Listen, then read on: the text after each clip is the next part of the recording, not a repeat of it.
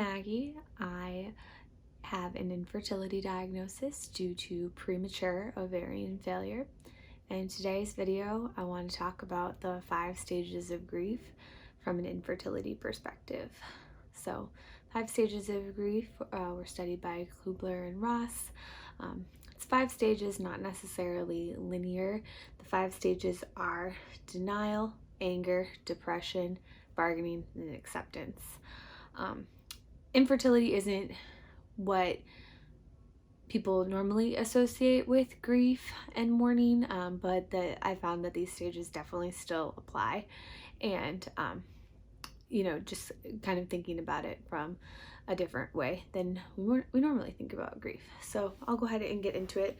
The first one being denial. So denial for me and in my infertility process came from the diagnosis of premature ovarian failure, just kind of denying that was happening even before I was diagnosed. At some level, I knew that there was a problem.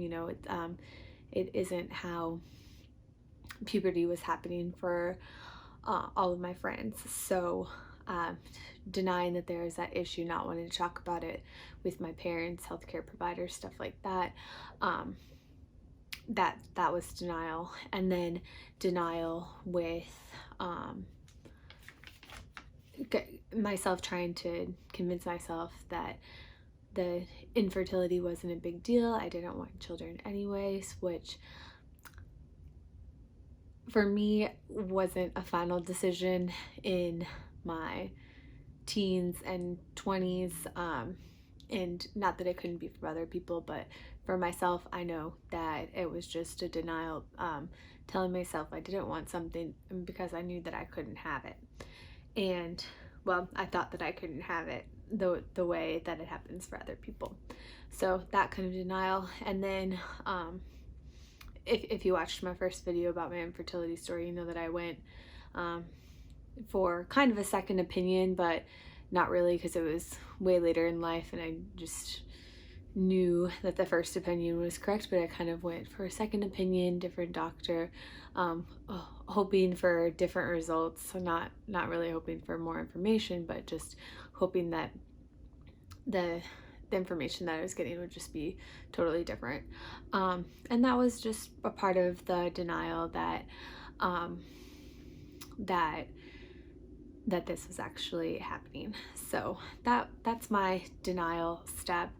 And next comes anger. So this is probably the one of the biggest ones that I get stuck on a lot when I loop through the stages of grief, because there's a lot that I am really sad and grieving about, but my mind can first go to anger. And it's stuff like obviously the circumstances.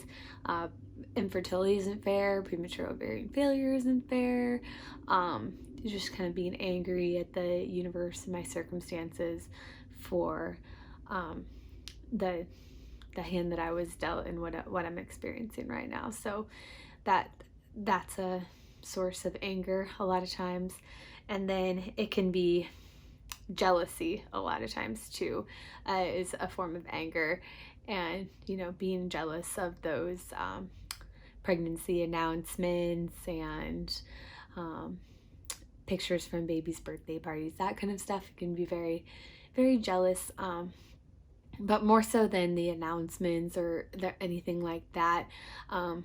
Just jealousy of a mindset of somebody who hasn't been diagnosed or hasn't been experiencing infertility on like family planning, like people who, and most people can expect once they start trying to have kids, then they'll be pregnant within a couple of months, and that's great. And I don't want anyone else to experience it, but it can make me feel jealous of somebody who can have like the expectation that that's what'll happen, and most of the time they're going to be right. And I just kind of jealous of that expectation when family planning for me and my husband is very different. You know, I gotta rely on a bunch of other people, invest a lot of emotions, finances, all of that stuff into it, and it's makes it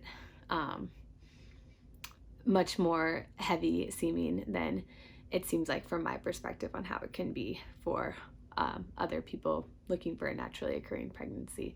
And I know that it's not as simple as I just laid it out to be for other people looking for a naturally occurring pregnancy without an infertility diagnosis, but that's not, I'm not thinking rationally when I'm thinking from a jealous perspective. So that's the anger stage for me. And then the other side of anger is, and the next step is depression. And that's instead of getting angry or jealous over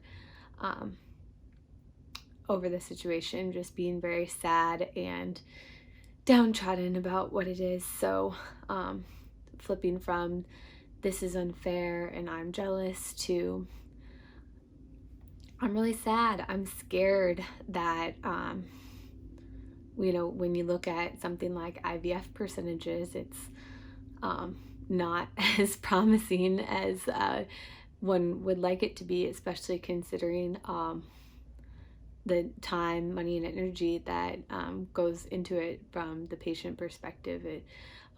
It'd be nice if they could give you some sort of guarantee, but there's only so much that science can do, and that's just kind of sad. And then depression of mourning what I'm missing out on by having an infertility diagnosis or a premature ovarian failure and infertility diagnosis, is that I won't be able to have biological children. At least that there doesn't currently seem to be a medical route to that. And that's sad, that's depressing. Just looking at my notes. Also kind of felt a lot of times the narrative around motherhood is that, oh, women's bodies are so amazing for all that they can do, and knowing that my body can't do that on its own. I know that doesn't mean I'm any less amazing, like I'm more than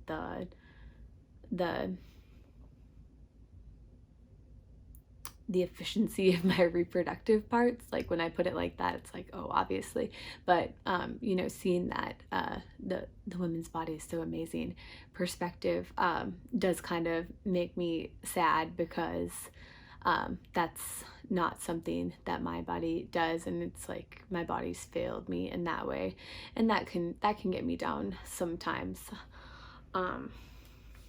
So moving on from depression is the bargaining, and that's for me trying to make myself feel like I have some sort of control over any of this, like control over my premature ovarian failure. Like if I would have known something different back when I was, you know, a young teenager, could I have done something differently? Would my parents have done something differently back then? Or can I do anything different now? Like maybe if I stop eating dairy, like this will all go away. And also, you know, not only with a premature ovarian diagnosis, but ovarian failure diagnosis, but with the IVF and fertility treatment process, like having as much control over that and really analyzing that to analysis paralysis over controlling all possible outcomes is kind of a form of bargaining in the grief cycle, when certainly there's steps that I can take you know, for stuff going forward. There's not really anything I can do about the past and what may have led here, but certainly there's stuff I can do going forward, but there's a limit to what I can do and to what doctors can do, and I just have to trust that the doctors are doing their best, I'm doing my best, and we're doing everything that we know to do, and just being okay with that. Being okay with that comes to acceptance and that is, for me, staying present with what's going on. I can look into the past and dissect that, or get forward into the future on future hurts that might happen, future successes that might happen, any of that. And that can make things very overwhelming, obviously, because who's to say what the future holds. So staying present, and realizing I have a lot to be grateful for right now. Infertility, premature ovarian failure, withstanding, still I have so much to be grateful for. And even if we were to get the worst outcome with IVF or anything moving forward, I'm certain that there will always be a gratitude list to go back to for me. So always trusting in that, and making sure I'm doing spiritually well, and not and just being aware it's okay for me to feel angry, it's okay for me to feel sad. All of these steps are okay, but to be aware that that feeling is temporary as well. So I can cycle through these stages quickly and stay in one longer than the other, and it doesn't have to control my life. I can always bring myself back to the present, and things will be more okay. So in conclusion, I just want to stress that these stages aren't linear for me or for anyone. I just wanted to give a different perspective on what grief could look like. Infertility grief is unique because you're not mourning the loss of something that has happened. It's more of the loss of what could have been. So thank you so much for watching and listening. I really appreciate it.